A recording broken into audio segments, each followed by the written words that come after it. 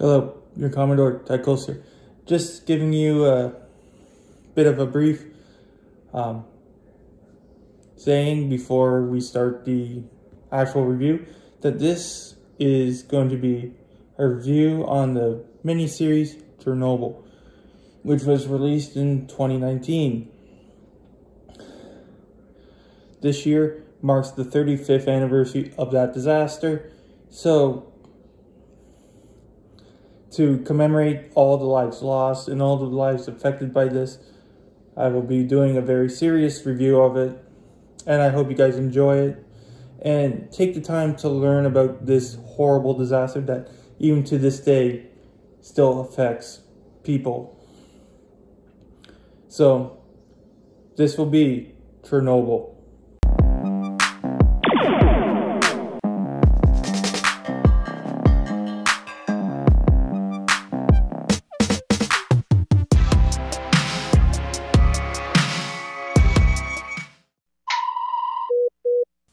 Incoming message from Commodore Ty.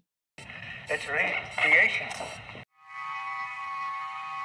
Hello, this is your Commodore Tychos here with a review of the 2019 HBO miniseries Chernobyl. So we start off with episode 1:23:45.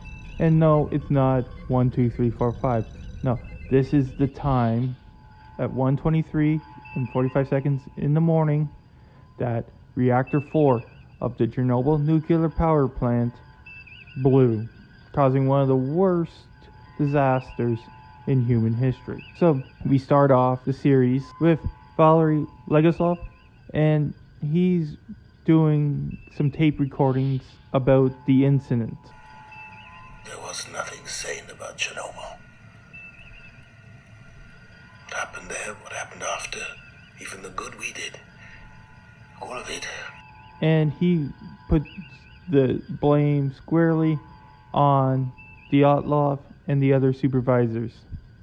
And he stashes those tapes away so that the public can finally hear this.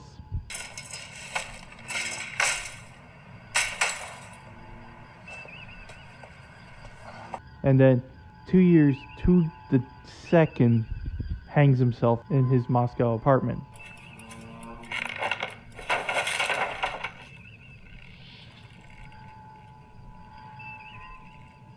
We go back in time to just as the explosion happens in Chernobyl, at Chernobyl's reactor number 4. And they're in shock. The people in the control room don't know what the hell just happened. Comrade Dyatlov! Comrade Dyatlov! What just happened? I don't know. Sirens are going off and everything. The man in charge, Dyatlov, tries to figure out what the hell's happening and is hearing reports that the reactor core has exploded. He dismisses them. There's no core. It exploded. The core exploded. He's in shock. Get him out of here. The lid is off. The stack is burning. I saw it. You're confused. And calls the fire brigade to put out the fire, but doesn't believe anything bad has truly happened, despite everything else saying otherwise. He even orders some of the subordinates to manually lower those control rods and pump water into the core. At this time, we see a pregnant woman. She is the wife of one of the firefighters, and she witnesses the explosion.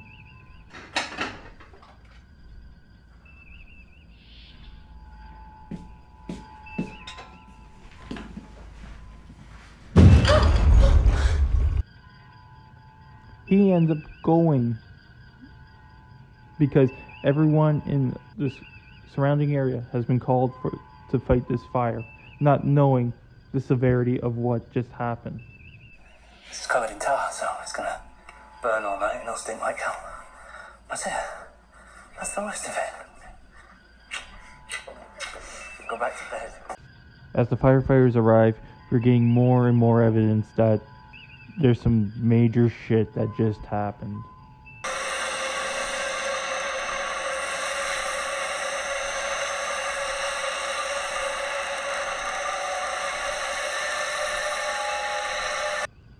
The firefighter and several other plant workers succumb from acute radiation syndrome. Down in the bunker, their nice safe bunker away that's lead lined so that the radiation will not affect them. We got the plant director, the chief engineer, and the Dyatlov. They try to blame the two main workers that were in the control room, Akimov and Toptonov, for the explosion. Unit Shift Chief Akimov and Engineer Toptonov encountered technical difficulties leading to an accumulation of hydrogen in the control system tank. It regrettably ignited, damaging the plant, setting the roof on fire. But more and more evidence is coming to light that no, there's something worse. You saw men outside vomiting. You saw men with burns. There's more radiation than they're saying. But yet they decide to hide every scrap of that information. Deputy Chief Operationals Engineer, when he says he sees graphite. I walked around the exterior of Building 4. I think there's graphite on the ground in the rubble. You didn't see graphite? So, wanting to prove them wrong, Dyatlov was going to go and check for himself, but he also suffered from acute radiation syndrome. So, they send the deputy chief, and he receives a fatal dose of radiation.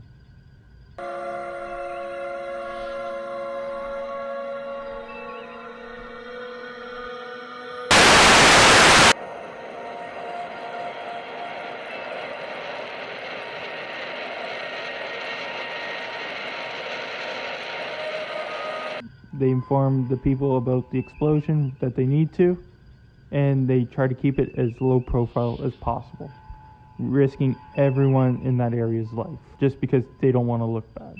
Radiation counters are going off the chart, and they don't listen to jack shit. And that's just episode 1. It gets a lot darker as we go through the series. But it just shows you the political atmosphere at the time, and that this is what they do. So for your Commodore Tricols, live long and prosper. Hailing frequencies closed.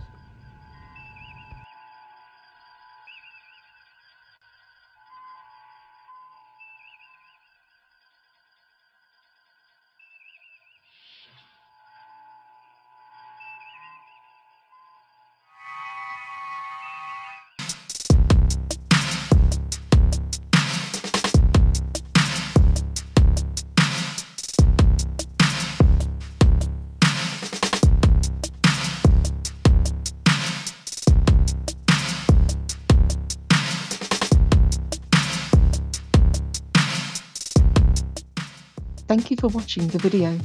Hit that like button, subscribe to the channel, watch one of my many other videos, and if you like what you see, you can support the channel by donating to my PayPal.